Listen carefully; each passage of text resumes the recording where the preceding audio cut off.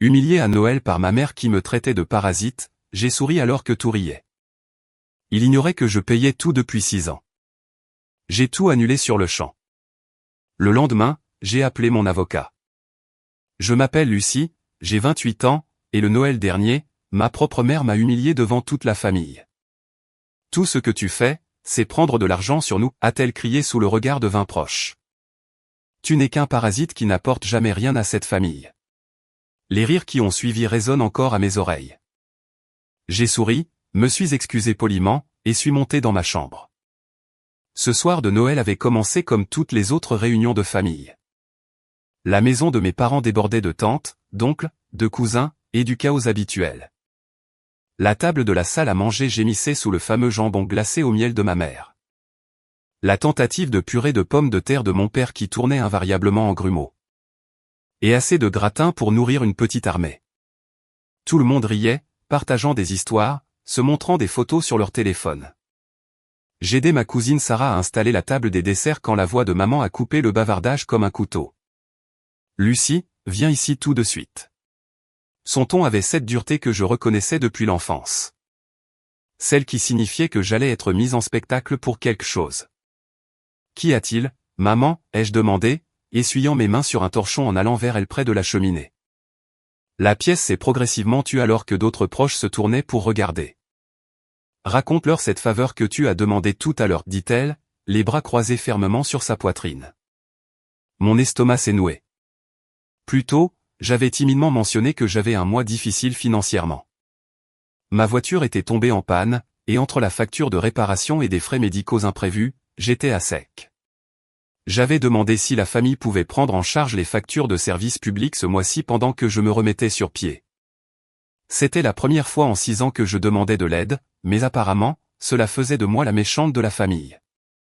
Maman, je ne crois pas que ai-je commencé, mais elle m'a coupé. Non, je pense qu'il devrait savoir. Lucie pense que nous devrions payer ses factures parce qu'elle ne sait pas gérer son propre argent. La pièce est devenue silencieuse. J'ai senti la chaleur monter à mon cou alors que 20 pères d'yeux se concentraient sur moi. Dis-leur comment tu es entré ici en mendiant comme si nous te devions quelque chose. Mon frère Jacques a reniflé depuis le canapé. Classique Lucie, toujours la main tendue. Ce n'est pas ce qui s'est passé, ai-je dit doucement. Mais maman ne faisait que commencer. 6 ans que tu as quitté cette maison et qu'as-tu à montrer? Un appartement minable, une voiture en panne, et maintenant tu veux que nous te sortions du pétrin. Sa voix montait, et je voyais les proches échanger des regards gênés. Ton frère ne nous demande jamais d'argent. Ta sœur nous envoie de l'argent. L'humiliation me brûlait comme de l'acide. Chaque mot était soigneusement choisi pour faire mal, pour me faire passer pour une ratée devant des gens que je connaissais depuis toujours. Tante Marthe fixait son assiette. Oncle Richard avait l'air de vouloir disparaître. Mon cousin Thomas avait son téléphone en main, enregistrant probablement ce désastre pour les réseaux sociaux plus tard. Tout ce que tu fais, c'est prendre, prendre, prendre. La voix de maman a atteint ce ton strident qui signifiait qu'elle préparait son grand final. Tu n'es qu'un parasite qui n'apporte jamais rien à cette famille. Tout ce que nous t'avons donné au fil des ans, et c'est comme ça que tu nous rembourses, en demandant plus. La pièce a explosé de rires gênés. Pas les rires chaleureux de famille d'avant, mais ce rire nerveux et maladroit qui se produit lorsque quelqu'un va trop loin et que tout le monde le sait. Mon visage brûlait d'embarras, mais j'ai gardé une expression calme. Des années à gérer les exhibitions publiques de maman m'avaient appris à ne pas lui donner la réaction qu'elle désirait. Tu as raison, maman, ai-je dit calmement. Je n'aurais pas dû demander. Je me suis retourné et j'ai monté les escaliers, laissant derrière moi les commentaires chuchotés et le silence inconfortable. Dans ma chambre d'enfance, je me suis assise au bord de mon vieux lit simple et j'ai sorti mon téléphone. Il était temps d'arrêter de contribuer à une famille qui ne savait même pas que je contribuais en premier lieu. Laissez-moi revenir en arrière et expliquer comment nous en sommes arrivés à ce désastre de Noël. Voyez-vous, ma famille a toujours eu cette dynamique étrange où je suis à la fois invisible et tenu responsable de tout. Cela a commencé quand j'avais environ 12 ans et que maman a décidé que j'étais assez âgé pour aider alors que Jacques et Mélissa étaient encore en train de se découvrir. Quand j'ai eu 18 ans, j'étais pratiquement la comptable non rémunérée, la babysitter et la solutionneuse de problèmes généraux de la famille. Besoin de quelqu'un pour conduire papa à ses rendez-vous chez le médecin? Lucie le fera. Les factures deviennent un peu serrées? Lucie a un travail à temps partiel. Un rassemblement familial a besoin d'être organisé. Mieux vaut appeler Lucie. Mais voici le problème avec le fait d'être la personne responsable dans une famille pleine de chaos. Vous devenez invisible. Quand Jacques a abandonné l'université pour la 3e fois, c'était une crise familiale nécessitant intervention, soutien et des discussions interminables sur la recherche de sa voie. Quand Mélissa est revenue à la maison à 25 ans avec un enfant en bas âge et sans emploi, tout le monde s'est mobilisé autour d'elle, s'occupant de la petite Emma et l'aidant à se remettre sur pied. Quand j'ai obtenu mon diplôme avec mention et été accepté dans 3 universités différentes avec des bourses partielles, papa a demandé si cela allait leur coûter quelque chose. Et quand j'ai dit que je m'en chargerais moi-même, la conversation s'est arrêtée là. J'ai donc travaillé à 2 emplois pendant mes études, obtenu mon diplôme sans dette et déménagé dans mon propre appartement à 22 ans. J'ai pensé que cela me vaudrait enfin un peu de respect dans la famille. Au lieu de cela a juste fait de moi celle qu'ils appelaient quand ils avaient besoin que quelque chose soit réparé, payé ou organisé. Le plus étrange était à quel point j'étais devenu doué pour résoudre leurs problèmes sans qu'ils ne s'en rendent compte. Prenons la situation universitaire de Jacques. Quand il a finalement décidé de retourner à l'école à 26 ans, il a demandé une aide financière, mais n'a reçu qu'un financement partiel. Papa avait promis de trouver quelque chose pour couvrir le reste. Mais les mois passaient sans aucune action. Je voyais Jacques stressé, appelant l'université chaque semaine pour demander des prolongations de paiement. Le semestre était sur le point de commencer et il y avait une réelle possibilité qu'il perde sa place. Alors, j'ai fait ce que je fais toujours. J'ai réglé ça discrètement.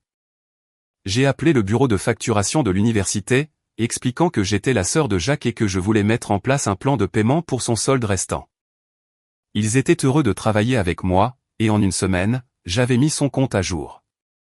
Les factures arrivaient à une adresse email que je l'avais aidé à créer il y a des années pour la recherche d'emploi, donc je recevais toute la correspondance financière de toute façon. Jacques n'a jamais su que son compte risquait d'être fermé. Papa n'a jamais su que le plan de paiement existait. Maman savait juste que d'une manière ou d'une autre, tout s'était arrangé. Et moi, je suis devenue la marraine invisible de la gestion des prêts étudiants. Même chose pour les factures de la maison.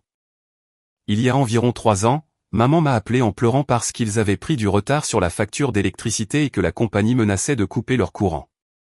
Papa était sans emploi depuis 2 mois suite à son opération du dos et l'argent était plus que serré. Nous devons juste rattraper notre retard, dit maman, la voix tremblante. Peut-être que tu pourrais nous aider à trouver un plan de paiement ou quelque chose. J'ai donc appelé la compagnie d'électricité, organisé un arrangement de paiement, et j'ai fini par payer moi-même le solde dû. C'était plus facile que de regarder mes parents stressés à ce sujet. Et honnêtement, ce n'était pas une grosse somme pour moi à l'époque. Mais voici où ça devient intéressant. Le compte était toujours à mon nom depuis l'époque où j'y vivais pendant mes études. J'avais oublié de le changer après mon départ, et mes parents n'avaient jamais pris la peine de le transférer. Donc, quand j'ai configuré le paiement automatique pour éviter de futurs problèmes, ils n'ont même pas vu les factures. Ils ont juste vu que les lumières restaient allumées. Même histoire pour Internet, la facture d'eau, et finalement même le service de livraison d'épicerie. Quand maman a commencé à avoir du mal à se rendre au magasin après son opération du genou, ma famille a commencé à fonctionner sous le pilote automatique Lucie, et ils ne s'en rendaient même pas compte. L'histoire de la carte de crédit a commencé innocemment. Maman faisait des achats en ligne pour l'anniversaire de Jacques, mais sa carte était sans cesse refusée. Elle m'a appelé, frustrée, me demandant si je savais quelque chose sur les plafonds de crédit et pourquoi sa carte ne fonctionnait pas. J'ai regardé son compte. Elle m'avait donné l'accès il y a des années pour l'aider à régler des frais frauduleux, et j'ai réalisé qu'elle était à son maximum et n'avait fait aucun paiement depuis 2 mois. Au lieu de lui expliquer tout le bazar, j'ai simplement ajouté ma carte comme méthode de paiement de secours pour cet achat unique. Sauf qu'elle ne l'a jamais retiré, et je n'en ai jamais parlé. Donc, pendant les 2 années suivantes, chaque fois que sa carte était refusée, les frais étaient automatiquement débités sur la mienne. Des paiements mensuels à des magasins où je n'étais jamais allé, des abonnements à des services dont je n'avais jamais entendu parler, même l'assurance auto quand elle avait oublié de mettre à jour ses informations de paiement. Maman pensait gérer son argent brillamment. Regardez comme tout semblait toujours s'arranger pour elle. Elle budgétisait les dépenses, et il y avait toujours juste assez de marge sur sa carte de crédit. Ce qu'elle ne réalisait pas, c'est que cette juste assez de marge était en fait la totalité de ma limite de crédit soutenant ses habitudes de shopping. La situation de l'assurance maladie était probablement la plus ridicule. Quand j'ai obtenu mon emploi actuel, on m'offrait de très bons avantages, y compris la possibilité d'ajouter des membres de la famille à un tarif très réduit.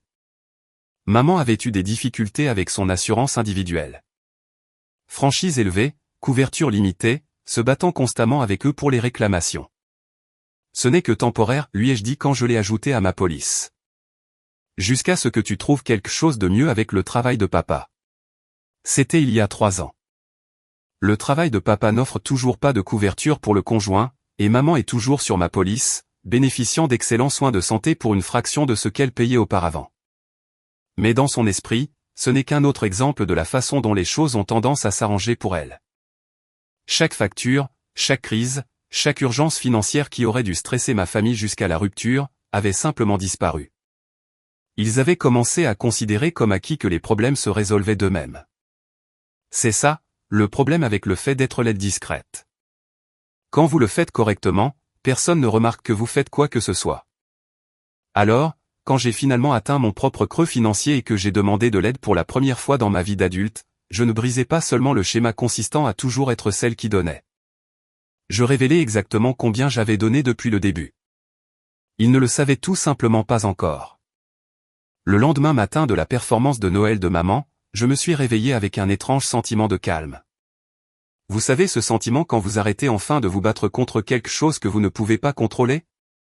C'était moi, allongé sur mon lit d'enfance à 6 heures du matin, fixant le plafond et me sentant étrangement paisible à propos de ce que j'étais sur le point de faire. J'ai préparé du café dans la cuisine de maman avec la machine sophistiquée que je lui avais achetée pour la fête des mères et qu'elle n'avait jamais appris à utiliser correctement, et je me suis assise à la table de la salle à manger avec mon ordinateur portable et mon téléphone. Il était temps pour un peu de ménage numérique. Première étape, le compte universitaire de Jacques.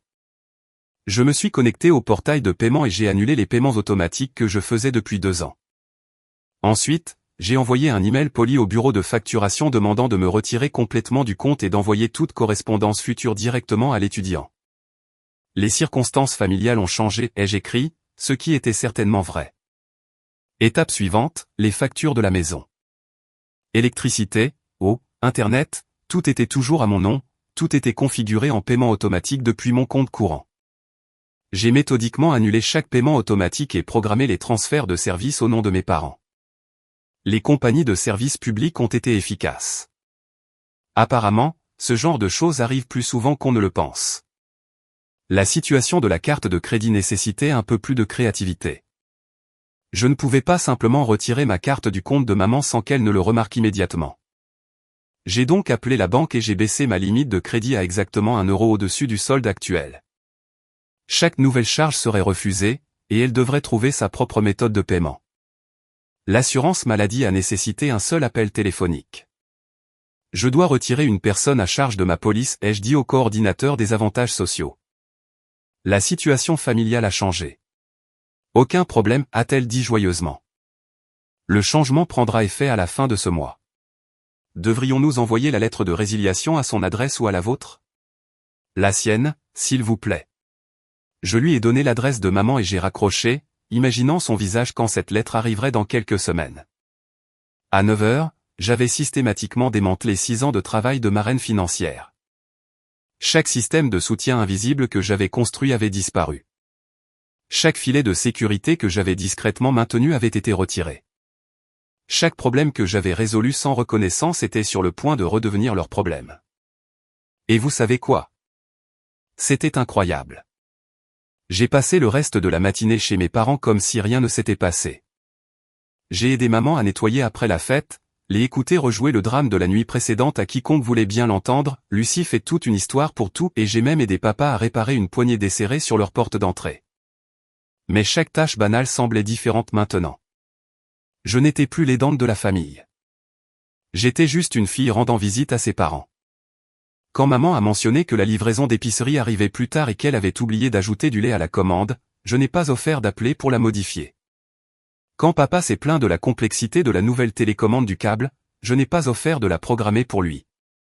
Tu es silencieuse aujourd'hui, a observé maman pendant que nous chargions le lave-vaisselle.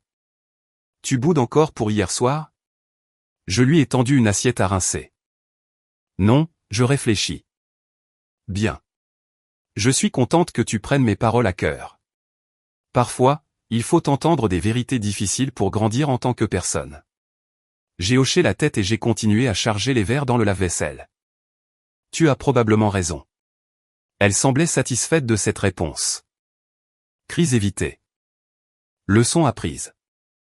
Dynamique familiale restaurée à la normale. Sauf que la normale était sur le point de devenir très différente pour la famille Anderson. Le premier signe de trouble est arrivé plus vite que prévu. 2 jours après le nouvel an, Jacques m'a appelé au travail, la voix tendue de panique. Lucie, je viens de recevoir un email bizarre de l'université.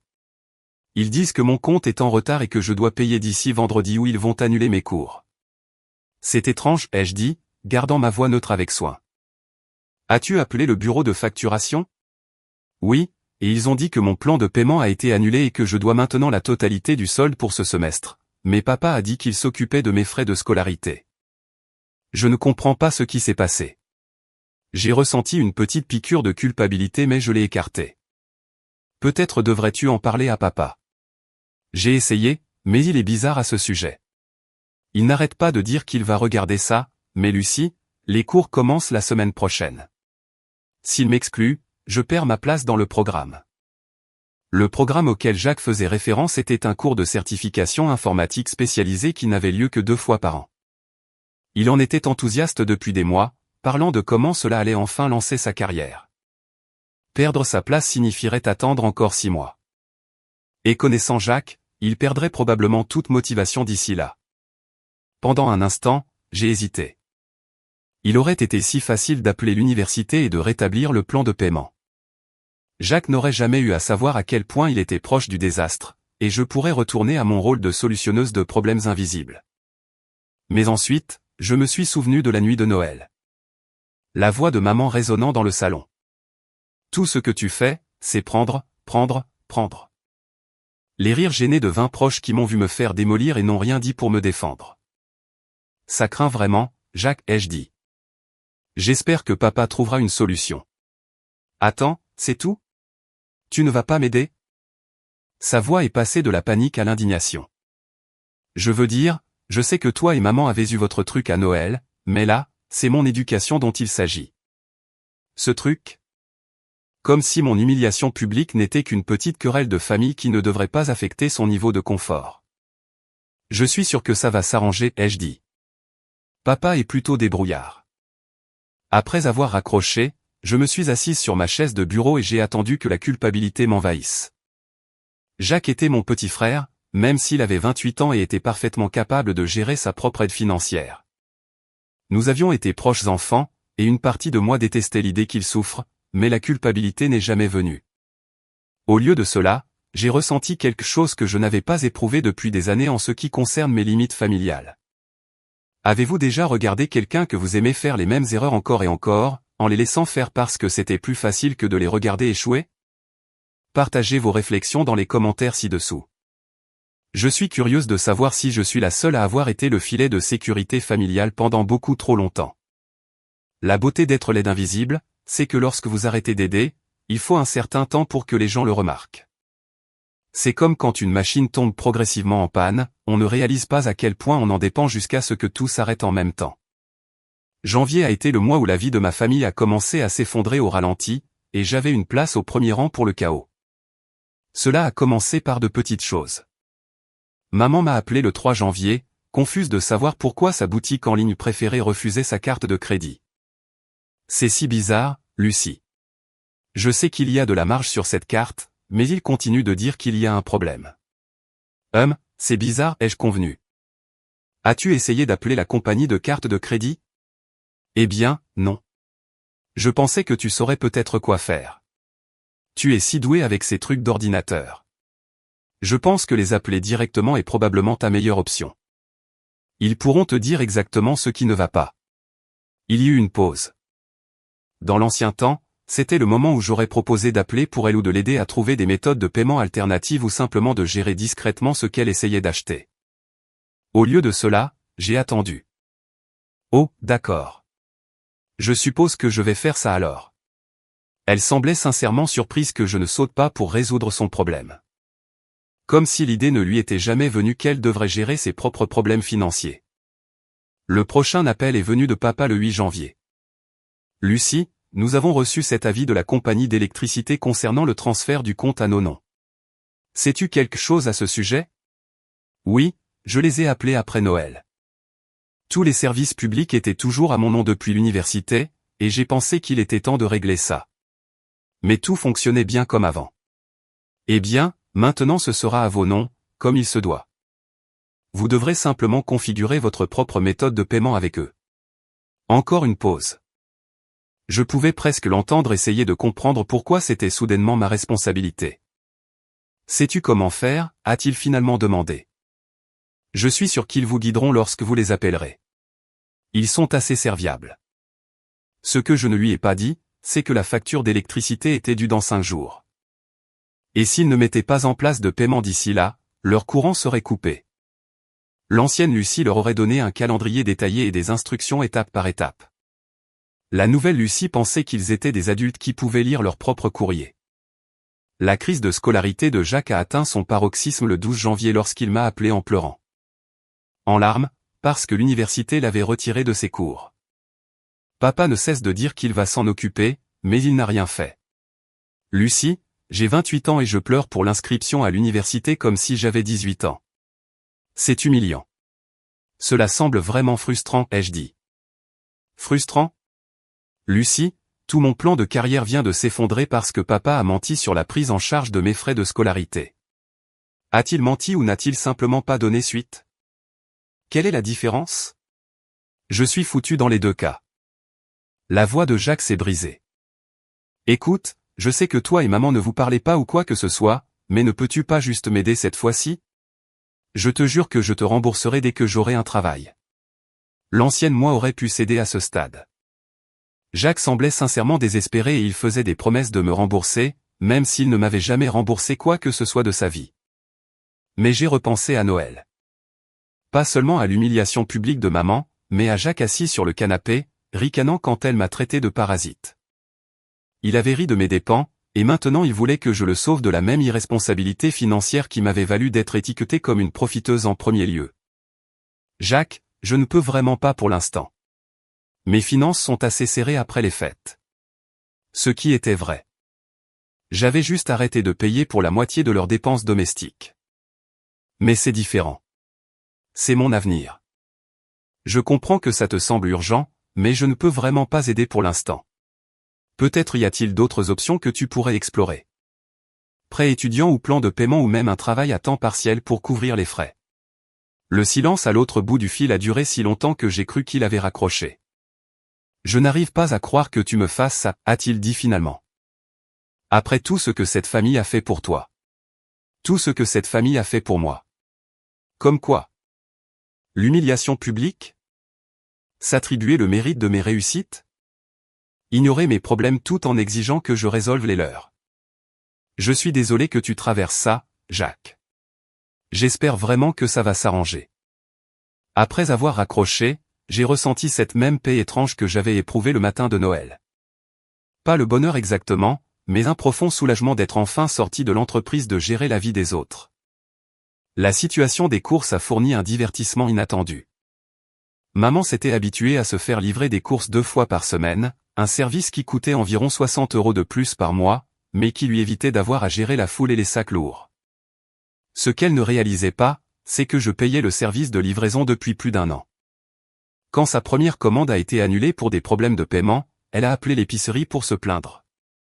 Selon Mélissa, qui a entendu toute l'histoire de seconde main, maman a passé 20 minutes à se disputer avec le service client sur le fait qu'elle était une cliente fidèle et exigeant qu'il corrige n'importe quel bug informatique causant le problème. Il continuait à lui dire que le service de livraison nécessitait une méthode de paiement séparée et elle insistait sur le fait que cela avait toujours fonctionné auparavant. Mélissa m'a raconté ça quand elle m'a appelé pour les potins de famille.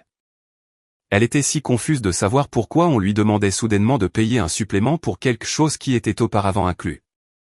C'est bizarre, ai-je dit. Je me demande pourquoi la politique a changé. Mélissa a marqué une pause. Lucie, tu n'as rien à voir avec la situation de livraison d'épicerie de maman, n'est-ce pas? Pourquoi aurais-je quelque chose à voir avec les courses de maman? Je ne sais pas. Cela semble juste être une drôle de coïncidence que tous ces problèmes de facturation aléatoires surviennent juste après ta dispute de Noël. J'ai gardé une voix innocente. Les problèmes de facturation arrivent tout le temps, surtout après les fêtes quand les comptes des gens sont mélangés. Mais je pouvais entendre la suspicion dans la voix de Mélissa. Contrairement à Jacques, qui ne prêtait attention à rien qui ne l'affectait pas directement, Mélissa commençait à remarquer des schémas, ce qui signifiait que le reste de la famille commencerait bientôt à le remarquer aussi. À la 3e semaine de janvier, la famille Anderson vivait dans un état de panique financière de bas niveau, et ils ne savaient toujours pas pourquoi. C'était devenu une chose où chaque appel téléphonique familial se transformait en une litanie de problèmes mystérieux que personne ne pouvait expliquer. L'Internet de maman était déconnecté, même si elle était sûre d'avoir payé la facture. Papa n'arrivait pas à comprendre pourquoi leur service de streaming ne fonctionnait pas. Jacques était toujours sans logement à cause de son programme universitaire et avait commencé à prendre des quarts dans un café pour essayer de rassembler l'argent des frais de scolarité. La bombe de l'assurance maladie est tombée le 22 janvier. J'étais au travail, plongé dans une feuille de calcul qui importait réellement pour ma propre vie pour une fois, quand mon téléphone a sonné. Lucie Anderson s'est affichée à l'écran. Les coordonnées de maman, que je n'avais jamais pris la peine de changer pour quelque chose de plus personnel. Lucie, je viens de recevoir la lettre la plus étrange d'une compagnie d'assurance. La voix de maman était tendue de confusion et du début de la panique. Ils disent que ma couverture santé est résiliée à la fin du mois, mais cela n'a aucun sens. Je suis avec cette compagnie depuis des années. J'ai minimisé ma feuille de calcul et me suis penché en arrière sur ma chaise. Cela semble étrange. De quelle compagnie s'agit-il? Elite Healthcare Solutions, le fournisseur d'assurance maladie de mon entreprise, celui que j'utilisais pour couvrir ses frais médicaux depuis 3 ans. La lettre disait-elle pourquoi il résiliait votre couverture, ai-je demandé. Quelque chose à propos d'un changement de statut d'emploi pour le titulaire principal de la police. Mais ça n'a pas de sens non plus parce que je ne travaille même pas là-bas. Ça doit être une erreur. J'ai pu entendre le froissement de papier, probablement en relisant la lettre et en devenant plus confuse à chaque mot. As-tu essayé de les appeler pour demander? Eh bien, non. Je pensais que tu saurais peut-être quoi faire. Tu es si doué pour ce genre de choses. C'était encore là. L'hypothèse automatique que j'allais réparer quel que soit le problème apparu dans sa vie. Même maintenant, même après Noël, son premier réflexe était toujours d'externaliser ses responsabilités vers moi. Maman, si quelqu'un utilise tes informations personnelles pour une fraude à l'assurance, tu dois absolument les appeler directement. Je ne saurais rien d'une compagnie dont tu n'as jamais entendu parler. Mais si ce n'est pas de la fraude? Et si, d'une manière ou d'une autre, mon assurance réelle a été annulée par accident? Lucie, j'ai une mammographie prévue la semaine prochaine. Et si je n'ai pas de couverture? La peur réelle dans sa voix a tiré sur quelque chose dans ma poitrine. Maman avait 62 ans et la mammographie faisait partie du dépistage régulier qu'elle faisait depuis que sa sœur était morte d'un cancer du sein il y a 5 ans. La manquer signifierait des mois d'anxiété avant qu'elle ne puisse le reprogrammer. Pendant un instant, j'ai envisagé de lui dire la vérité, qu'elle était sur mon assurance depuis des années, que je couvrais ses frais médicaux parce que je voulais qu'elle ait de bons soins de santé. Que la lettre de résiliation mystérieuse était le résultat de mon retrait de ma police après Noël. Mais ensuite, j'ai pensé à comment cette conversation se déroulerait.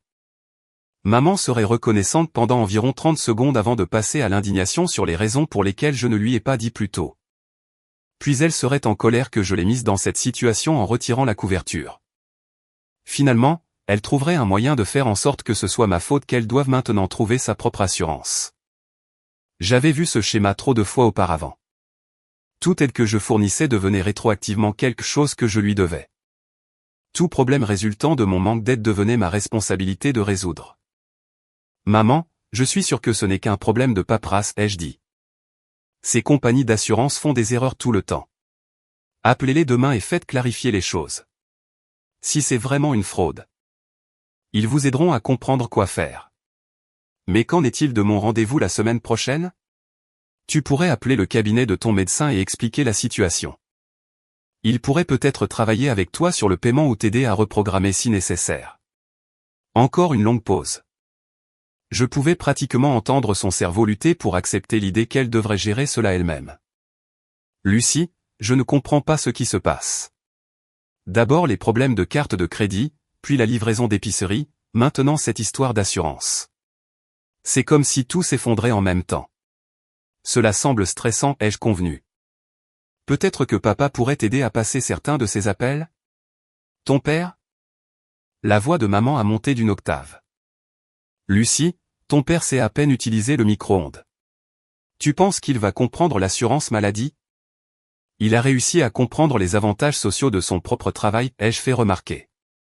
Je suis sûr qu'il peut gérer un appel téléphonique.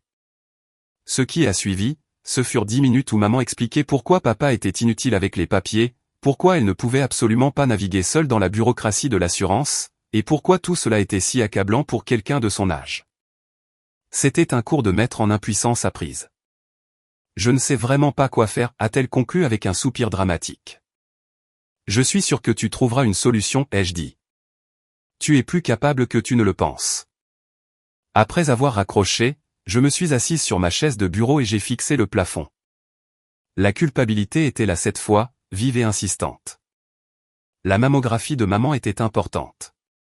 Ses préoccupations de santé étaient légitimes. Allais-je vraiment laisser sa santé être mise en danger à cause de ma colère concernant Noël? Mais ensuite, j'ai pensé aux 3 années de prime d'assurance. 3 années de franchise et de quote-part et de frais de pharmacie que j'avais couverts sans jamais être remercié parce qu'elle ne savait même pas que je les couvrais. 3 années où elle se vantait auprès de ses amis de son excellente couverture santé sans mentionner que sa fille payait la facture. Plus important encore, j'ai pensé au fait qu'elle était une femme adulte avec un mari et 2 autres enfants adultes. Il n'y avait aucune raison pour que ces soins de santé soient ma responsabilité, surtout lorsqu'elle ne savait même pas que je les fournissais. Maman trouverait une solution à son problème d'assurance parce qu'elle devrait le faire. Papa apprendrait à l'aider avec les papiers parce qu'il devrait le faire. Jacques trouverait un moyen de payer pour sa propre éducation parce qu'il devrait le faire. Et moi, j'apprendrais ce que ça fait d'avoir une famille qui me voit comme une fille et une sœur au lieu d'un service de résolution de problèmes. La transition a été plus désordonnée que je ne l'avais prévu, mais elle a été plus libératrice que je n'osais l'espérer. Février a été le mois où tout a culminé, et cela a commencé par la coupure de courant. J'étais au travail un mardi matin quand Mélissa m'a appelé. Sa voix tendue de panique. Lucie, il y a quelque chose qui ne va pas avec la maison de maman et papa. Je suis passé déposer des photos de Noël et il n'y a pas de courant. Aucune lumière ne fonctionne.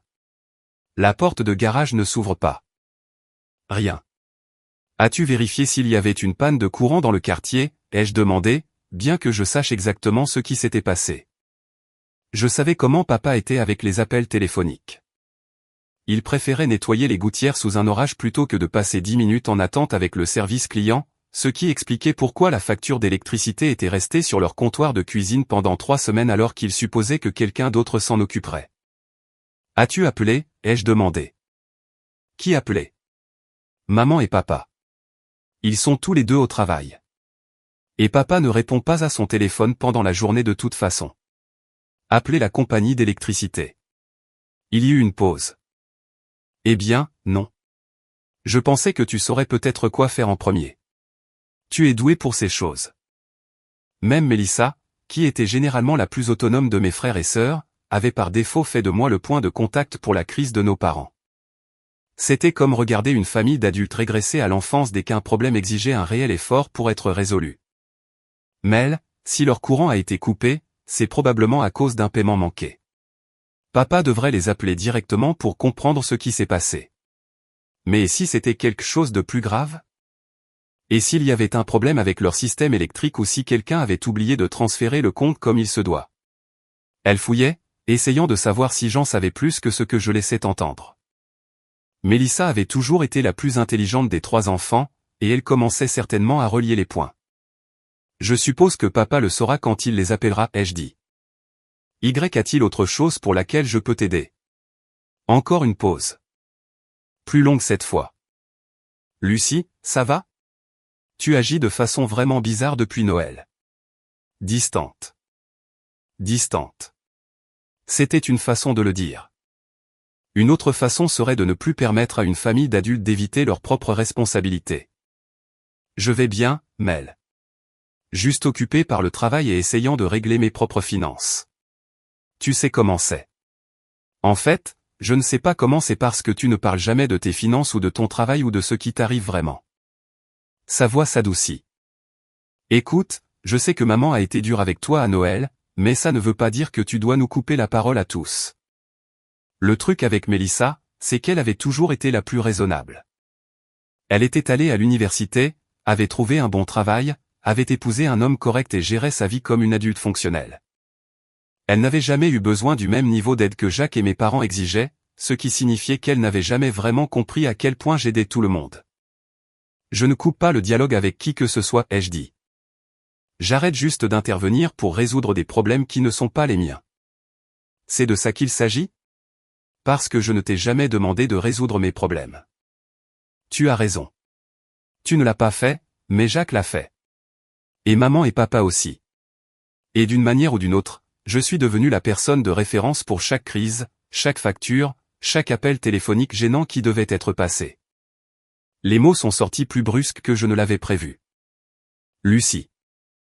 La voix de Mélissa était prudente maintenant, comme si elle parlait à quelqu'un qui pourrait s'enfuir à tout moment. Et voilà. La question que j'attendais que quelqu'un pose depuis 3 semaines. Ça n'a pas d'importance maintenant, ai-je dit. Mais Mel, tu devrais probablement aller là-bas après que papa soit rentré et t'assurer qu'il appelle la compagnie d'électricité. Ils pourront remettre le courant une fois qu'il aura réglé le paiement. Comment sais-tu que c'est une question de paiement? Parce que les compagnies d'électricité ne coupent généralement pas l'électricité pour s'amuser. J'ai raccroché avant qu'elle ne puisse poser plus de questions. Mais je savais que la conversation n'était pas terminée. Mélissa était comme un chien avec un os quand quelque chose n'avait pas de sens. Et la série soudaine de problèmes coïncidents de ma famille n'avait décidément aucun sens. L'appel que j'attendais est arrivé 2 heures plus tard. Le numéro de papa cette fois. Lucie, j'ai besoin d'aide pour comprendre quelque chose. Sa voix était fatiguée de la manière qui signifiait qu'il avait passé toute sa pause déjeuner en attente avec le service client. Je viens de raccrocher avec la compagnie d'électricité et ils disent que notre compte était en retard de 3 mois avant qu'ils ne nous coupent. Mais ça n'a pas de sens. Cette facture arrive à la maison et je la donne toujours à ta mère pour qu'elle s'en occupe. As-tu demandé à maman à ce sujet? J'ai essayé, mais elle est en réunion tout l'après-midi. Lucie, ils veulent près de 400 € pour remettre le courant. 400 €? Comment une facture d'électricité peut-elle atteindre un tel montant? Je pouvais entendre la confusion sincère dans sa voix. Papa avait été élevé à une époque où les factures étaient prévisibles et gérables, où un paiement de service public de 100 € était une crise digne d'être discutée. L'idée que sa facture d'électricité accumulait des frais de retard et de reconnexion depuis des mois était probablement un choc sincère. Cela semble beaucoup, ai-je convenu. Ont-ils expliqué comment le compte a pris tant de retard? Ils ont dit que les paiements avaient cessé en novembre et qu'ils avaient envoyé des avis de déconnexion en décembre et janvier. Mais Lucie, je n'ai jamais vu d'avis de déconnexion. Et ta mère jure qu'elle l'a payé. Novembre. C'était le moment où j'avais transféré tous les services publics à leur nom, mais j'avais oublié qu'ils auraient besoin de configurer de nouvelles méthodes de paiement. J'avais été tellement concentré sur le retrait de mes comptes que je n'avais pas considéré le fossé entre l'annulation de mon paiement automatique et eux qui trouvaient comment gérer leurs propres factures. L'ancienne moi se serait sentie terrible à propos de cet oubli. La nouvelle moi a réalisé que 3 mois étaient amplement le temps pour 2 adultes fonctionnels de trouver comment payer une facture d'électricité. Peut-être que les avis se sont perdus dans le courrier, ai-je suggéré, ou classés quelque part par accident.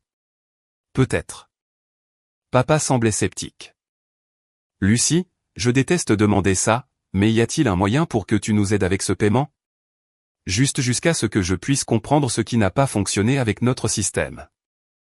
Voilà. La demande à laquelle je m'attendais depuis le matin de Noël. Après des semaines de problèmes financiers mystérieux, après l'humiliation publique, après des années de soutien invisible ingrat, la solution de ma famille était toujours de me demander de l'argent. Papa, je ne peux vraiment pas pour l'instant. Mes propres finances sont assez serrées, ce qui devenait de plus en plus vrai chaque jour puisque je ne payais plus par réflexe pour tout ce qui allait mal dans leur vie.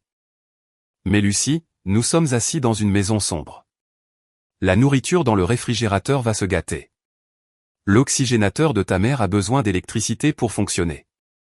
L'oxygénateur était une nouvelle information, et elle m'a frappé comme un coup physique. Maman avait développé des problèmes respiratoires pendant les fêtes. Rien de grave, mais son médecin avait prescrit de l'oxygène supplémentaire pour une utilisation nocturne. Sans courant, elle ne pouvait pas utiliser la machine. C'était exactement le genre de détail qui me faisait remettre en question tout ce que je faisais. Allais-je vraiment laisser la santé de ma mère souffrir parce que j'imposais un point sur la dynamique familiale? Mais ensuite, j'ai pensé aux 3 derniers mois. 3 mois d'avis de déconnexion que mes parents avaient apparemment ignorés ou égarés. 3 mois où ils auraient pu m'appeler ou appeler Jacques ou Mélissa pour demander de l'aide pour comprendre leur situation de facturation. 3 mois où ils auraient pu mettre en place un plan de paiement ou demander de l'aide à la compagnie d'électricité ou prendre n'importe laquelle des mesures pour prévenir cette crise. Au lieu de cela, ils avaient apparemment décidé que les factures étaient du ressort de maman, que maman s'en occupait, et qu'ils n'avaient pas besoin d'y penser jusqu'à ce que le courant soit effectivement coupé. Papa, as-tu examiné les programmes d'aide au paiement? La plupart des compagnies de services publics ont des options pour les personnes en difficulté financière. Lucie, je n'ai pas le temps de rechercher des programmes. J'ai besoin de remettre le courant ce soir. Et Jacques et Mélissa? As-tu essayé de leur demander de l'aide? Encore une longue pause. Jacques n'a pas cet argent en ce moment.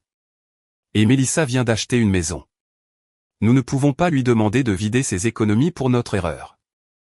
Mais il pouvait me demander de vider les miennes, même après Noël. Même après avoir été traité de parasite devant toute la famille, j'étais toujours leur premier appel quand il fallait de l'argent. Papa, je suis vraiment désolé pour la situation, mais je ne peux vraiment pas aider pour l'instant. Je suis sûr que vous trouverez une solution.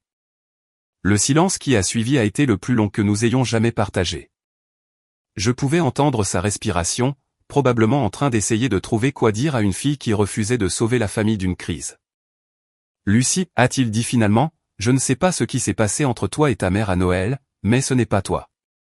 Tu as toujours été celle sur qui nous pouvions compter. Toujours été celle sur qui ils pouvaient compter. Ou toujours été généreuse avec la famille. Toujours été celle sur qui ils pouvaient compter pour réparer leurs problèmes afin qu'ils n'aient pas à le faire. Peut-être est-il temps pour vous de compter sur vous-même, ai-je dit doucement et j'ai raccroché. 1 heure plus tard, Mélissa a rappelé. Lucie, qu'est-ce qui se passe putain? Que veux-tu dire? Je veux dire, maman et papa sont assis dans une maison sombre avec 400 € de facture d'électricité qu'ils prétendent n'avoir jamais vue. Jacques a été retiré de son programme universitaire à cause d'un mystérieux problème de paiement, et tu agis comme si tout cela n'avait rien à voir avec toi. J'ai pris une profonde inspiration. Ça n'a rien à voir avec moi. La voix de Mélissa était vive maintenant. Lucie, j'ai réfléchi à ça tout l'après-midi. Tous ces problèmes ont commencé juste après Noël, juste après la petite performance de maman devant tout le monde. Ce ne sont pas des coïncidences. Je ne sais pas ce que tu veux que je te dise, Mel. Je veux que tu me dises la vérité. Payais-tu leurs factures avant ça? La question est restée suspendue dans l'air entre nous. Simple, directe, impossible à dévier. Certaines d'entre elles, ai-je dit finalement. Lesquelles? Ça n'a pas d'importance maintenant, Lucie. La voix de Mélissa était calme, mais il y avait toujours une nuance. Lesquelles? J'ai fermé les yeux et j'ai senti 6 années de travail invisible se condenser en un seul moment de reconnaissance.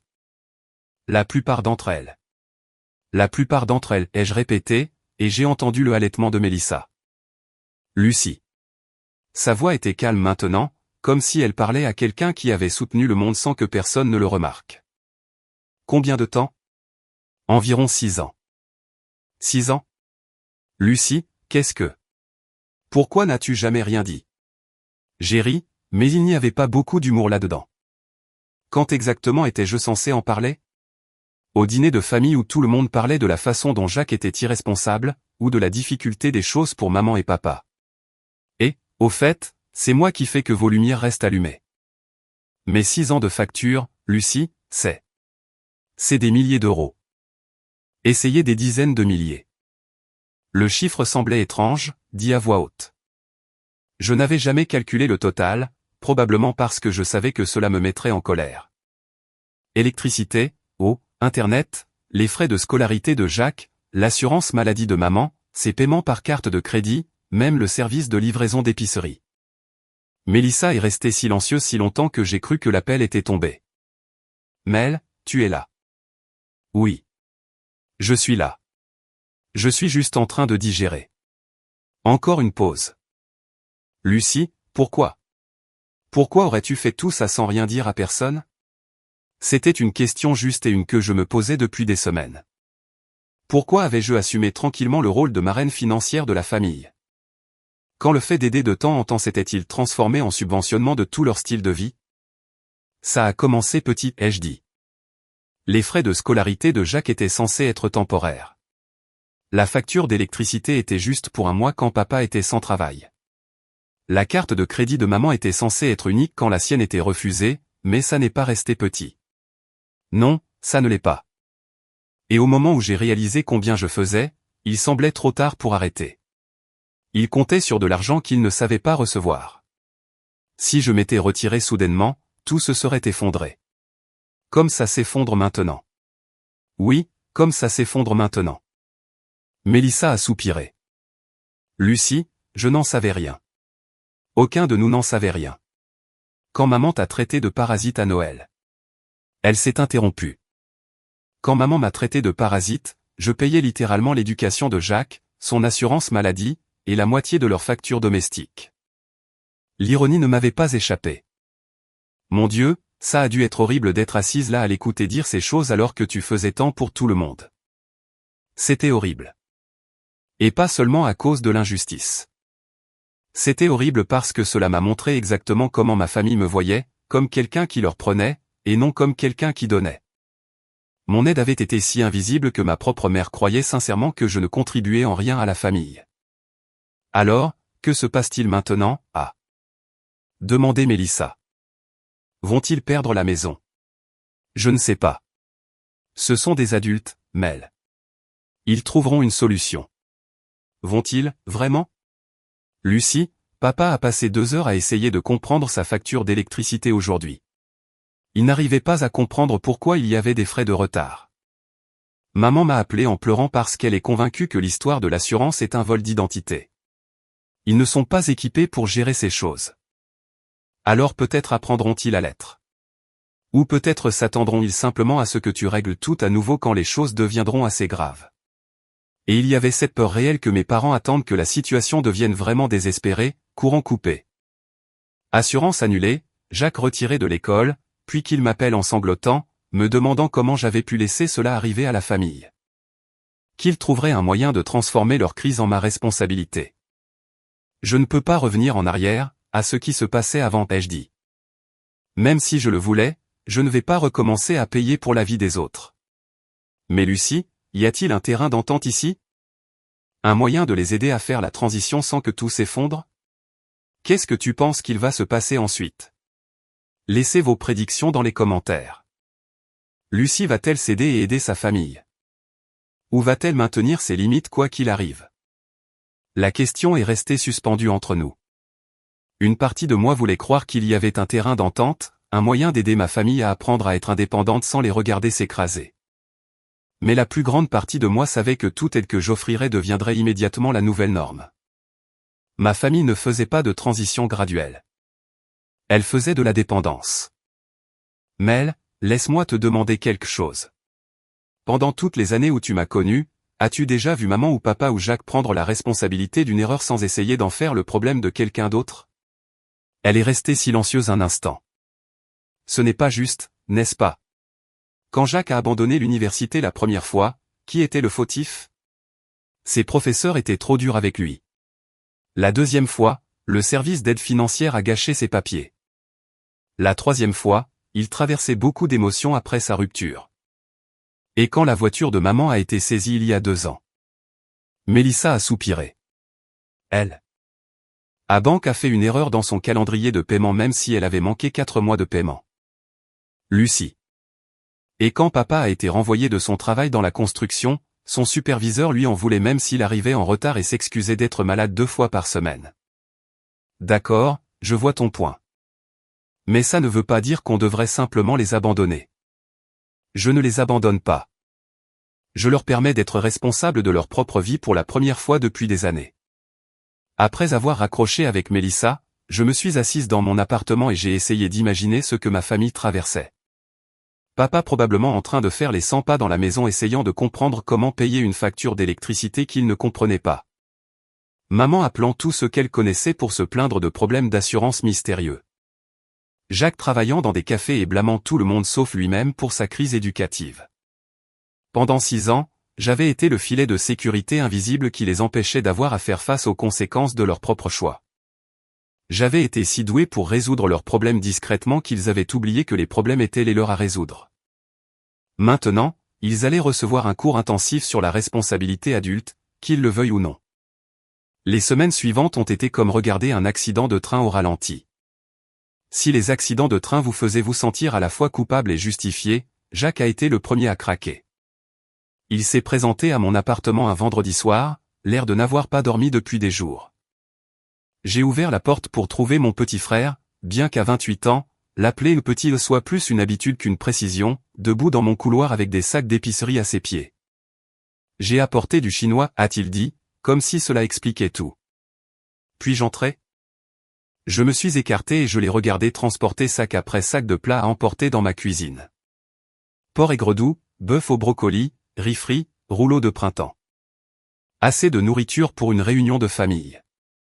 Jacques, ça doit faire au moins 60 € de nourriture. Je sais. Je voulais m'assurer que j'avais quelque chose que tu aimerais. Il évitait le contact visuel, occupé à déballer les contenants avec l'intensité concentrée de quelqu'un qui essaie de ne pas faire une dépression. Je pensais qu'on pourrait manger et parler. Parler de quoi ? Il m'a finalement regardé et j'ai pu voir l'épuisement dans ses yeux. Lucie, je travaille 60 heures par semaine entre 2 emplois pour essayer d'économiser de l'argent pour les frais de scolarité. Je dors sur le canapé de Mike parce que je ne peux pas me permettre mon propre logement. Je n'ai mangé que des ramen et des barres énergétiques depuis 3 semaines. Cela semble vraiment difficile. C'est difficile. C'est la chose la plus difficile que j'ai jamais faite de ma vie. Et je peine à faire une entaille dans ce que je dois. Il s'est affalé sur l'une de mes chaises de cuisine. Mais tu sais ce qui est bizarre ? J'ai mis du riz frit sur 2 assiettes et j'ai attendu. Je suis en fait fier de moi. Pour la première fois depuis des années, je gère mes propres problèmes. Je n'appelle pas papa à chaque fois que quelque chose va mal. Je ne m'attends pas à ce que quelqu'un d'autre corrige mes erreurs. Il a picoré sa nourriture. Je n'ai jamais réalisé à quel point je dépendais des autres jusqu'à ce que je doive arrêter. C'est une bonne réalisation à avoir. Lucie, je n'ai jamais non plus réalisé à quel point tu faisais pour moi. Pour nous tous. Voilà. La conversation que j'attendais depuis janvier. Mélissa t'a parlé. Elle vous a parlé à tous de mes paiements de scolarité, des factures, de tout. Jacques s'est frotté le visage avec ses mains. Mon Dieu, Lucie, mes frais de scolarité ont dû te coûter des milliers d'euros à eux seuls. Et je ne t'ai même jamais remercié parce que je ne savais pas que tu le faisais. Tu n'étais pas censé le savoir. C'était un peu le but. Mais pourquoi ? Pourquoi payer pour mon éducation sans me le dire ? J'ai réfléchi à comment expliquer cela sans paraître ni martyr ni amer. Parce que je voulais que tu réussisses. Et je pouvais voir que le problème d'argent était la seule chose qui te bloquait. Il semblait plus facile de m'en occuper discrètement que d'en faire un grand drame familial. Plus facile pour qui ? Pour tout le monde. Tu n'avais pas à stresser. Papa n'avait pas à admettre qu'il ne pouvait pas se le permettre. Et je n'avais pas à te regarder abandonner quelque chose d'important. Jacques a hoché la tête lentement. Mais ce n'était pas plus facile pour toi. Non, ce n'était pas plus facile pour moi. Nous avons mangé en silence pendant quelques minutes. Le chinois était bon. Jacques s'était souvenu que j'aimais les légumes supplémentaires et détestais le MSG. Et c'était bizarre d'être assis en face de mon frère en ayant une vraie conversation sur les sentiments et les conséquences. Lucie, je dois te demander quelque chose et je veux que tu sois honnête avec moi, d'accord ? Es-tu un jour prête à nous pardonner pour Noël ? La question m'a prise au dépourvu. Je m'attendais à ce qu'il demande de l'argent ou de l'aide pour sa situation actuelle ou des conseils sur la façon de parler à nos parents. Je ne m'attendais pas à ce qu'il parle de pardon. Jacques, il ne s'agit pas de pardon. Alors, de quoi s'agit-il ? J'ai posé ma fourchette et j'ai regardé mon frère. Les vraiment regarder. Son visage était plus mince qu'il y a 6 mois, probablement à cause du régime ramen. Ses vêtements étaient froissés parce qu'il dormait sur un canapé. Ses mains avaient des callosités à cause du travail manuel qu'il faisait pour payer ses factures. Mais ses yeux étaient différents, plus clairs d'une certaine manière. Comme s'il voyait réellement le monde autour de lui au lieu de simplement flotter à travers lui, attendant que quelqu'un d'autre résolve ses problèmes. Il s'agit de respect, ai-je dit finalement. Pendant 6 ans, j'ai aidé cette famille d'une manière que personne n'a jamais reconnue. Et la première fois que j'ai eu besoin d'aide, la première fois que j'ai demandé du soutien au lieu d'en donner, maman s'est levée devant 20 personnes et m'a traité de parasite. Elle ne le savait pas. Elle ne le savait pas parce qu'elle n'a jamais pris la peine de le savoir. Aucun de vous ne le savait. Vous avez tous simplement supposé que les factures se payaient d'elles-mêmes, que les problèmes se résolvaient d'eux-mêmes. Que Lucie s'occuperait de ce qui devait être fait. Ma voix montait malgré mes efforts pour rester calme. As-tu la moindre idée de ce que c'est que d'être invisible pour ta propre famille? Jacques est resté silencieux un long moment. Non, a-t-il dit finalement. Mais je commence à comprendre ce que c'est que de gérer mes propres problèmes. Et Lucie, c'est effrayant à mourir. Oui, ça l'est.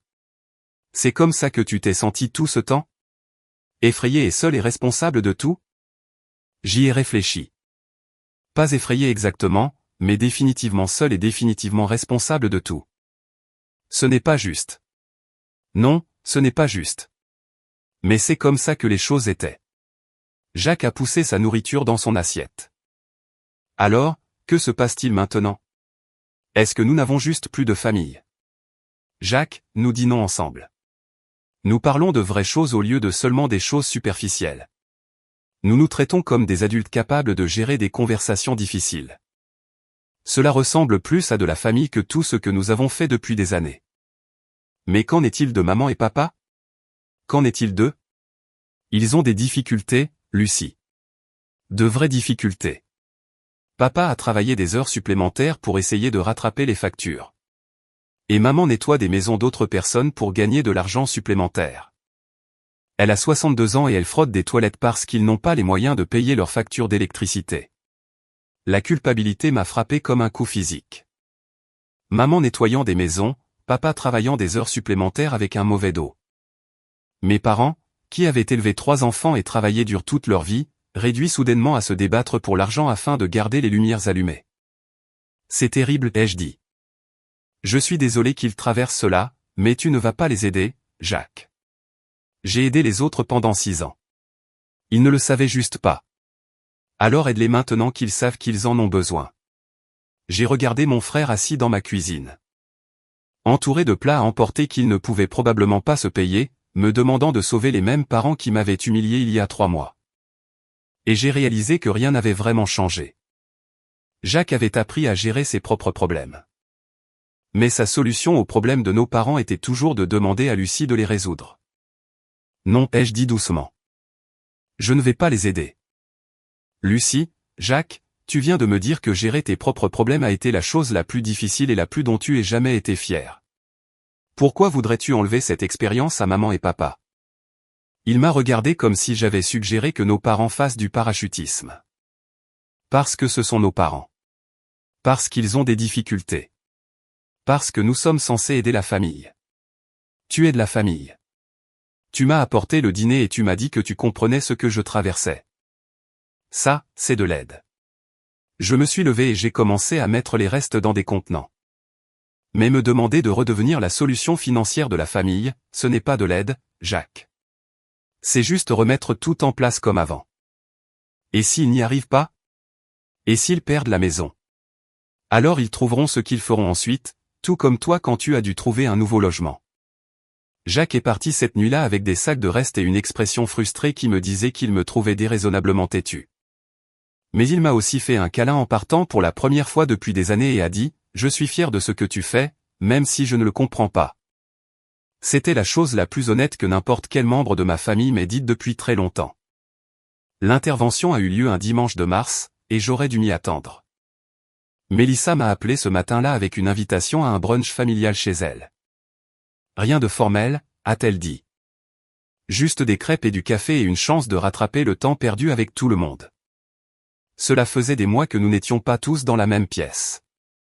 Et ne serait-il pas agréable d'essayer de revenir à la normale? J'aurais dû savoir que c'était exactement ce à quoi il voulait revenir. Je suis arrivé chez Mélissa pour trouver la voiture de mes parents déjà dans l'allée ainsi que la Honda délabrée de Jacques. Par la fenêtre de la cuisine, j'ai pu voir tout le monde assis autour de la table de salle à manger de Mel, qui était dressée avec ses belles assiettes et des serviettes en tissu. Certainement pas le petit déjeuner décontracté aux crêpes auquel je m'attendais. Lucie.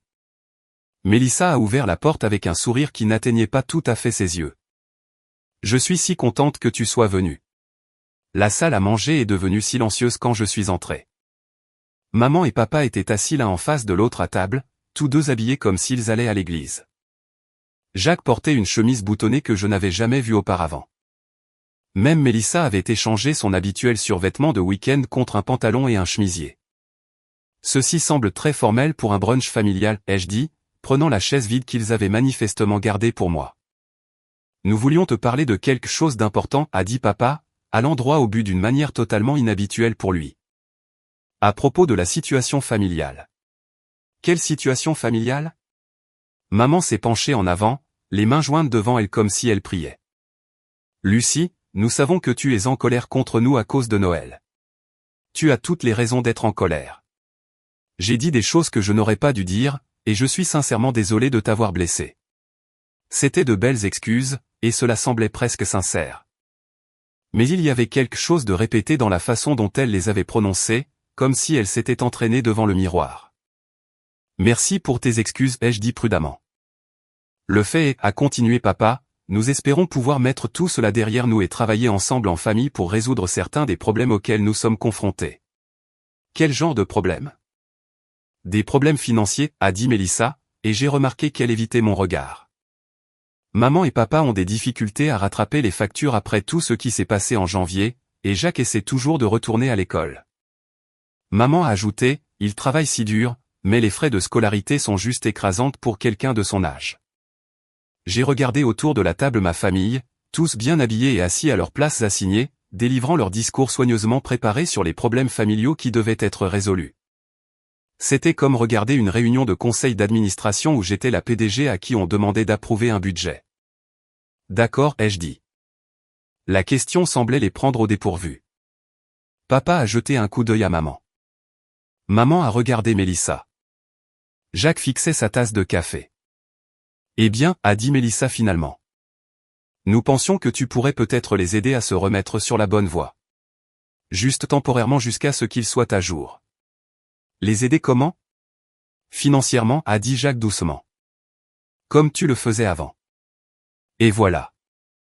La vraie raison de la réunion de famille formelle, des belles assiettes, des excuses répétées. Ils voulaient que je redevienne leur filet de sécurité invisible. Alors, laissez-moi m'assurer que j'ai bien compris, ai-je dit, gardant ma voix égale. Vous voulez que je recommence à payer vos factures? Juste temporairement, a dit maman rapidement. Jusqu'à ce que nous soyons de nouveau sur pied. Combien de temps temporairement?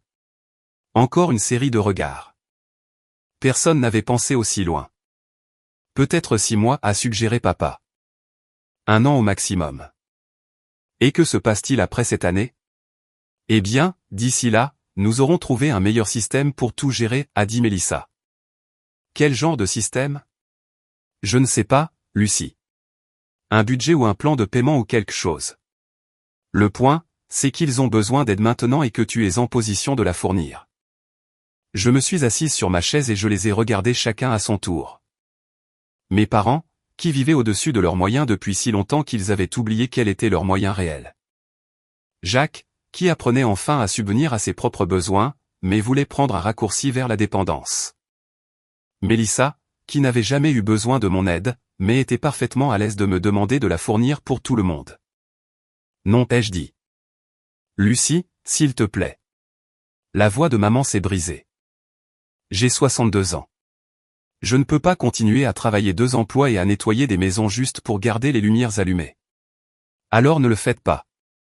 Qu'est-ce que tu veux dire? Je veux dire, trouver une solution qui n'implique pas que je paie pour votre vie. Je me suis tourné vers papa. Tu as dit que tu voulais mettre Noël derrière nous et travailler ensemble en famille. Ce n'est pas travailler ensemble. C'est me demander de redevenir votre compte bancaire personnel. Ce n'est pas ça, a protesté Mélissa. N'est-ce pas? Parce que ça ressemble exactement à ce que c'est, j'ai dit. Pendant 6 ans, j'ai discrètement payé pour l'éducation de Jacques, ton assurance maladie, tes cartes de crédit, tes factures de services publics. Je n'ai jamais demandé de reconnaissance ou de remerciement. Je n'en ai jamais fait un problème familial. Je m'en suis juste occupé parce que je le pouvais et parce que je vous aime. Nous savons, a dit Jacques. Et nous sommes reconnaissants.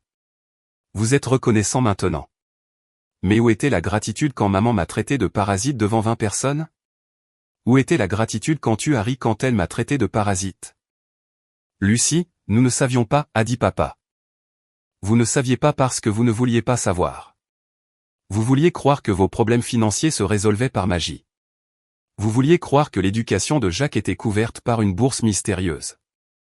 Vous vouliez croire que j'étais le membre de la famille qui prenait au lieu du membre de la famille qui donnait. Le silence autour de la table était assourdissant. Alors, voici ce qui va se passer, ai-je continué. Vous allez trouver vos propres solutions financières, tout comme tous les autres adultes dans le monde. Vous allez faire des budgets et des plans de paiement et des choix difficiles sur ce que vous pouvez et ne pouvez pas vous permettre. Et vous allez le faire sans que ce soit ma responsabilité de financer votre style de vie. Mais Lucie, la voix de maman était petite maintenant. Et si on n'y arrive pas? Et si on perd la maison? Alors vous trouverez ce que vous ferez ensuite. Vous réduirez la taille, vendrez des choses, déménagerez dans un endroit moins cher, ou demanderez de l'aide à Jacques et Mélissa, ou demanderez à des programmes d'aide. Vous ferez ce que des millions de familles font quand elles n'ont pas les moyens de leur situation actuelle. Ce ne sont pas de vraies solutions, a dit papa. Ce ne sont pas des solutions faciles, ai-je corrigé. Mais ce sont des solutions réelles, et c'est à vous de les trouver. J'ai fermé la porte doucement, mais fermement, laissant mes parents dans le couloir pour trouver ce qui allait suivre. Pour la première fois depuis Noël, j'ai dormi toute la nuit sans m'inquiéter des problèmes de quelqu'un d'autre. Le point de rupture est arrivé en mai, exactement 6 mois après Noël, quand ils se sont tous présentés à mon immeuble à 7 heures du matin. Je me préparais pour le travail quand l'interphone du hall a sonné. La voix du concierge a crépité à travers l'interphone. Mademoiselle Anderson, vous avez plusieurs visiteurs. Vos parents, votre frère et votre sœur. Ils demandent à monter. Je me suis regardé dans le miroir de la salle de bain, à moitié habillé, les cheveux encore humides de la douche, le mascara à la main, et j'ai réalisé que c'était ça. Le moment que j'attendais depuis janvier, le dernier assaut coordonné contre mes limites. Faites-les monter, s'il vous plaît. J'ai fini de me préparer au bruit des pas et des voix pressantes dans le couloir devant mon appartement. Quand j'ai ouvert la porte, ils étaient arrangés comme une délégation. Maman et papa devant, Jacques et Mélissa sur les flancs, tous avec des expressions de détermination sombre. Nous devons te parler, a annoncé maman, me bousculant pour entrer dans mon salon. Bonjour à vous aussi, ai-je dit, fermant la porte derrière eux. Puis-je offrir du café à quelqu'un? Lucie, assieds-toi, a dit papa avec la voix qu'il utilisait quand j'étais en difficulté enfant. C'est assez dur comme ça. Je suis resté debout et j'ai croisé les bras. Qu'est-ce qui est assez dur? Cette crise de bouderie, a dit Mélissa. Cette punition que tu infliges à toute la famille parce que tu es en colère contre Noël. Nous sommes ici pour te présenter un ultimatum, a ajouté Jacques, sortant un papier plié de sa poche de veste. Nous avons tous discuté et nous avons décidé que cela se termine aujourd'hui. Un ultimatum. Ils avaient organisé un ultimatum. J'ai failli rire de l'absurdité de la situation. D'accord, ai-je dit. Écoutez. Jacques a déplié le papier et a commencé à lire comme s'il délivrait un document juridique formel.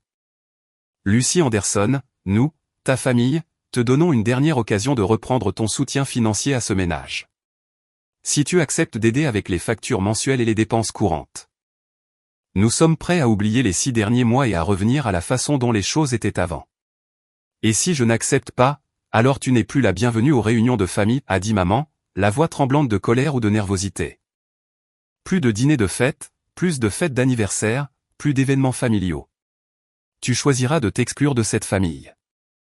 Je les ai fixés, ces 4 personnes que j'avais passé toute ma vie à aimer et à soutenir et à essayer de satisfaire, et j'ai senti quelque chose changer en moi. Pas de tristesse ou de colère ou de peur, mais une étrange sorte de soulagement. Vous m'excluez à moins que je n'accepte de payer vos factures. Nous nous protégeons de quelqu'un qui a clairement choisi l'argent plutôt que la famille, a dit papa. J'ai choisi l'argent plutôt que la famille. J'ai ri, et c'est sorti plus fort que je ne l'avais prévu. J'ai passé 6 ans à choisir la famille plutôt que l'argent. J'ai choisi votre stabilité financière plutôt que ma propre sécurité financière. J'ai choisi l'éducation de Jacques plutôt que mes propres économies. J'ai choisi l'assurance maladie de maman plutôt que mon propre fonds d'urgence. Et nous sommes reconnaissants pour ça, a dit Mélissa rapidement. Mais Lucie, cela ne te donne pas le droit de nous abandonner quand les choses deviennent difficiles. Les choses sont devenues difficiles en janvier. Ça fait 5 mois. Combien plus difficiles doivent-elles devenir avant que tu trouves des solutions qui ne m'impliquent pas? Nous avons trouvé des solutions, a dit maman. La solution, c'est que tu reprennes l'aide comme avant. Ce n'est pas une solution. C'est juste reculer. Jacques s'est avancé, tenant toujours son morceau de papier comme s'il lui donnait une sorte d'autorité. Lucie, nous avons clarifié notre position. Soit tu recommences à payer pour les choses, soit tu ne fais plus partie de cette famille. Je me suis dirigé vers le comptoir de ma cuisine et j'ai pris mon sac et mes clés. D'accord. D'accord. Quoi? D'accord. Je choisis de ne plus faire partie de cette famille. Je me suis dirigé vers la porte. Je dois aller au travail maintenant. Veuillez fermer à clé en partant. Le silence derrière moi était assourdissant. Je pouvais les sentir me fixer dans le dos. Probablement en attendant que je me retourne et que je dise que je ne le pensais pas. Que je ne faisais que marquer un point. Que bien sûr, je préférerais payer leurs factures plutôt que de les perdre complètement. Au lieu de cela, j'ai ouvert la porte de mon appartement et je suis sorti. Lucie, attends. Mélissa m'a appelé. Je me suis arrêté et je me suis retourné. Mel, tu viens de me dire que ma valeur pour cette famille se mesure en euros. Tu viens de me menacer de me déshériter à moins que je n'accepte de financer votre style de vie. Tu veux savoir ce que j'ai appris en 6 mois sans être votre compte bancaire personnel? Quoi? J'ai appris que je suis une personne complète toute seule. J'ai des amis qui m'aiment pour qui je suis, pas pour ce que je peux faire pour eux. J'ai une carrière qui me comble. J'ai des loisirs et des intérêts et des objectifs qui n'ont rien à voir avec la résolution des problèmes des autres. J'ai regardé chacun d'eux dans mon couloir. J'ai appris que je n'ai pas besoin d'une famille qui ne m'apprécie que pour mon argent. Ce n'est pas de ça qu'il s'agit, a protesté papa. N'est-ce pas? Parce que vous venez de me donner un ultimatum. Payez nos factures ou perdez-nous. Cela ressemble exactement à une famille qui ne m'apprécie que pour mon argent. Je me suis retourné et j'ai marché vers l'ascenseur, laissant derrière moi 4 personnes qui venaient de me montrer exactement ce que j'étais pour elles. Dans l'ascenseur, descendant vers le hall, j'ai ressenti quelque chose que je n'avais pas éprouvé depuis des années. Une liberté complète par rapport aux attentes des autres. C'était terrifiant et exaltant et absolument juste. Le premier Noël sans eux a été étonnamment paisible. J'ai passé le 25 décembre dans mon appartement, portant un pyjama jusqu'à midi et préparant des crêpes à partir de 0 pendant que la neige tombait dehors. J'ai fait un appel vidéo avec mon colocataire d'université qui avait déménagé à Seattle, échangé des SMS avec quelques amis du travail, et lu un livre entier sans que personne n'appelle pour me demander de résoudre leurs problèmes. Ce fut la première matinée de Noël de ma vie d'adulte où je ne stressais pas à propos de la dynamique familiale ou de qui pourrait avoir une crise à régler.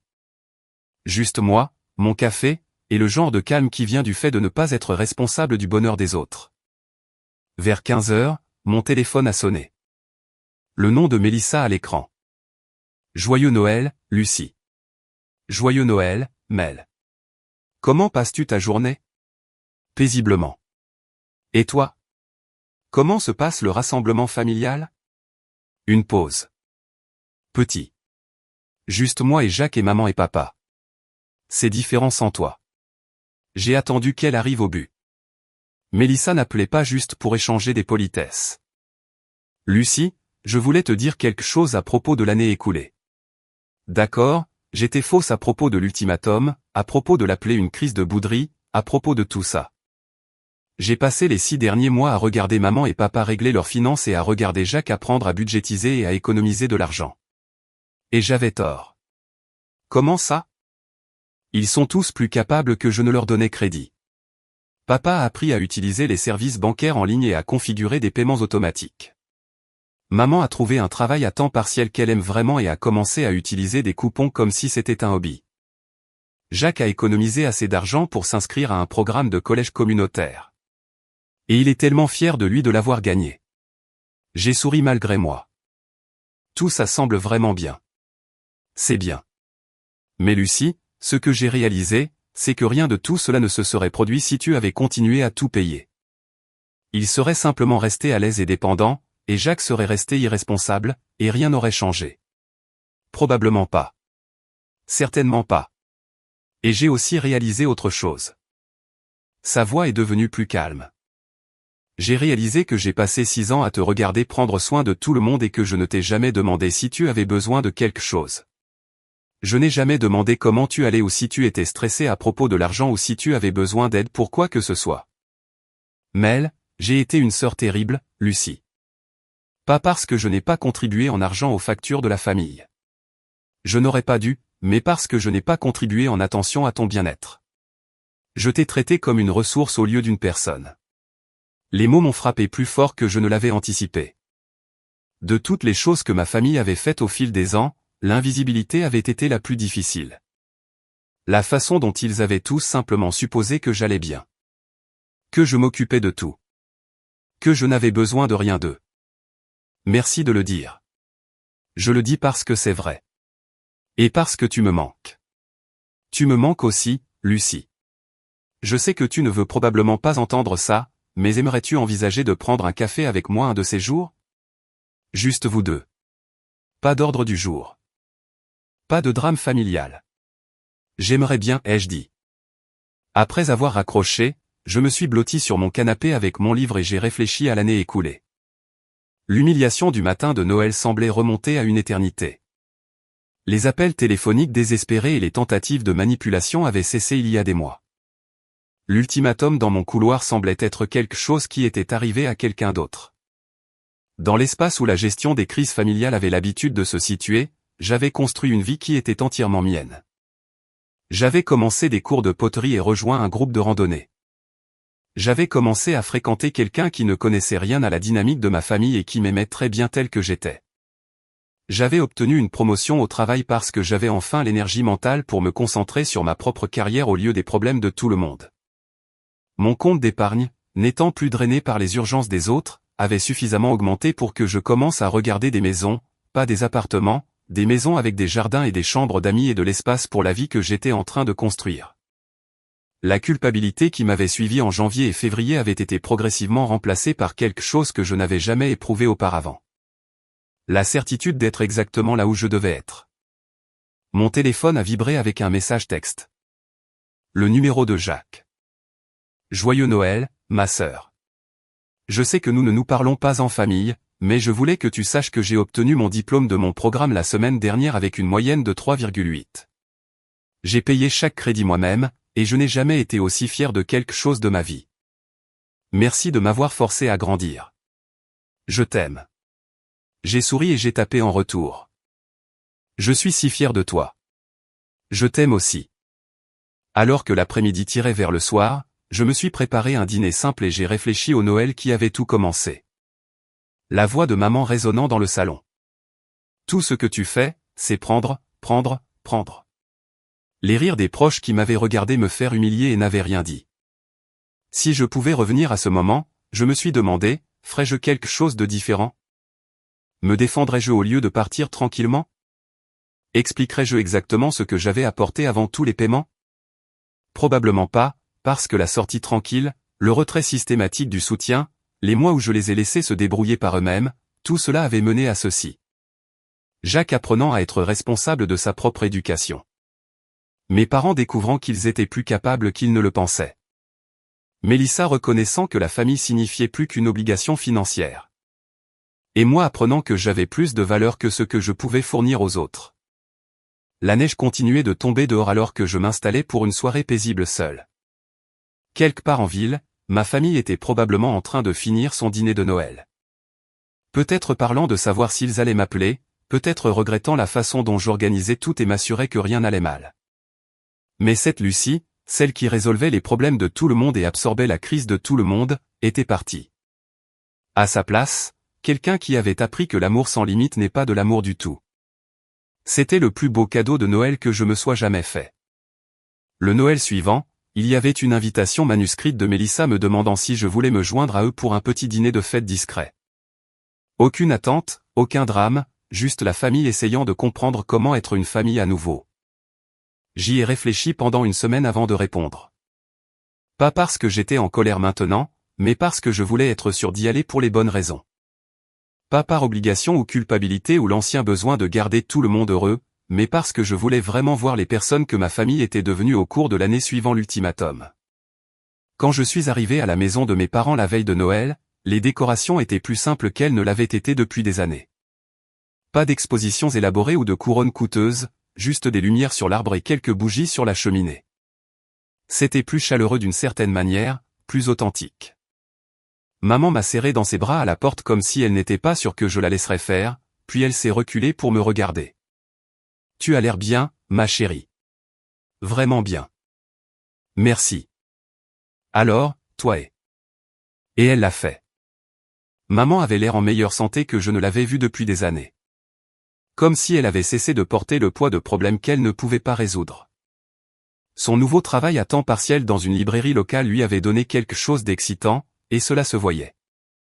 Papa était dans la cuisine, en train de cuisiner, portant un tablier qui disait « Le chef du monde ». Il avait appris à préparer quelques repas de base au cours de la dernière année, en partie par nécessité et en partie, je le soupçonnais, parce qu'il avait découvert qu'il aimait ça. Jacques était là avec une petite amie que je n'avais jamais rencontrée. Tous deux parlaient avec animation du programme de certification informatique qu'il avait terminé et du travail qu'il avait décroché avec une entreprise technologique locale. Il avait l'air plus âgé, plus stable, comme quelqu'un qui avait trouvé comment construire une vie au lieu de simplement trébucher à travers une. Mélissa avait apporté des albums photos de l'année écoulée, des photos de dîners de famille et de fêtes d'anniversaire et de soirées tranquilles du mardi qui semblaient plus détendues que nos rassemblements familiaux ne l'avaient été depuis des années. « Nous pensions que tu voudrais voir ce que tu as manqué, a-t-elle dit en s'asseyant à côté de moi sur le canapé. Les photos racontaient une histoire à laquelle je ne m'attendais pas. Ma famille apprenant à fonctionner sans moi. Mes parents ayant l'air sincèrement heureux au lieu d'être silencieusement stressés.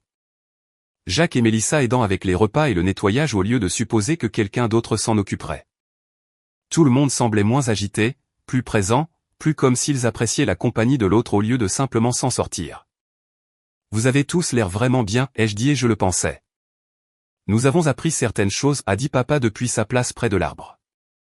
Sur le fait de compter les uns sur les autres au lieu de compter sur une seule personne pour tout réparer. Nous avons appris que nous abusions de toi depuis des années, a ajouté maman calmement. Et que nous sommes en fait plus capables que nous le pensions quand nous le devons. La conversation qui a suivi était différente de toutes celles que nous avions eues en famille. De vraies discussions sur l'argent et la responsabilité et la différence entre aider et permettre. Une reconnaissance honnête des façons dont ils avaient tous contribué à une dynamique qui avait été malsaine pour tout le monde, surtout pour moi. Mais surtout, c'était juste un dîner de famille normal sans crise ni drame ni personne ne comptant sur moi pour résoudre leurs problèmes. Jacques racontait des histoires amusantes sur ses premiers mauvais boulots. Mélissa partageait des photos de la maison qu'elle rénovait. Maman et papa parlaient de leur projet de retraite comme des gens qui avaient trouvé comment vivre dans leurs moyens. Je me suis surprise à me détendre d'une manière que je n'avais jamais pu faire lors de rassemblements familiaux auparavant.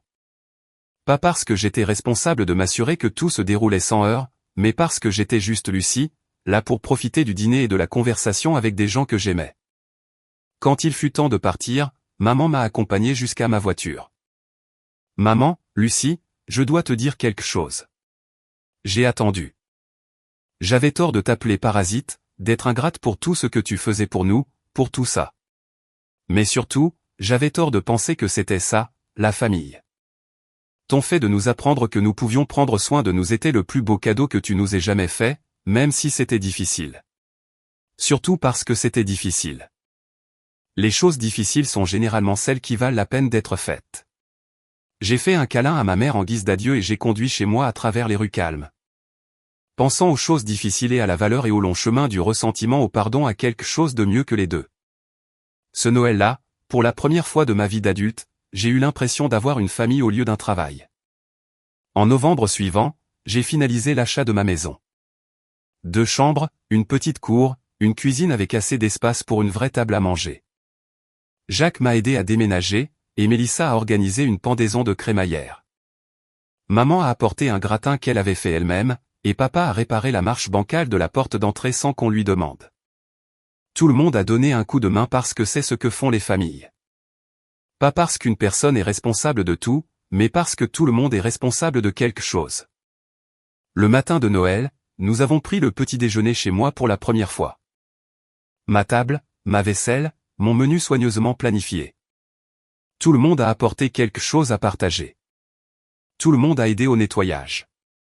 Et tout le monde est parti en se sentant rassasié, heureux et reconnaissant pour l'année que nous avions eue. Alors que je chargeais les dernières assiettes dans mon lave-vaisselle ce soir-là, j'ai pensé au Noël d'il y a 3 ans qui avait tout changé. L'humiliation qui avait semblé si dévastatrice à l'époque s'était en fait avérée être un cadeau, me forçant à voir des schémas que j'étais trop proche pour reconnaître et à faire des changements que j'avais eu trop peur d'essayer. Ma famille n'avait pas besoin d'une aidante. Elle avait besoin d'apprendre qu'elle était capable de prendre soin d'elle-même. Et je n'avais pas besoin d'être indispensable pour être aimé. Certaines personnes pourraient qualifier ce que j'ai fait de dur ou d'impardonnable. Elles pourraient dire que la famille devrait aider la famille quoi qu'il arrive. Mais j'ai appris qu'il y a une différence entre aider et permettre, entre soutenir et se substituer à la responsabilité de quelqu'un d'autre. La femme qui était assise à ce dîner de Noël il y a 3 ans, absorbant silencieusement l'humiliation publique tout en finançant secrètement tout le style de vie de sa famille, était partie. À sa place, quelqu'un qui avait appris que l'amour sans limite n'est pas de l'amour du tout. C'était une dysfonction confortable déguisée en dévouement. Et la famille assise autour de ma table, contribuant au repas, au nettoyage et à la conversation, était meilleure que celle qui me tenait pour acquise depuis des années. Ce Noël-là, personne n'a ri de mes dépens parce que je n'étais plus le membre de la famille sur qui ils pouvaient compter pour absorber leurs problèmes. J'étais juste Lucie, et c'était plus que suffisant.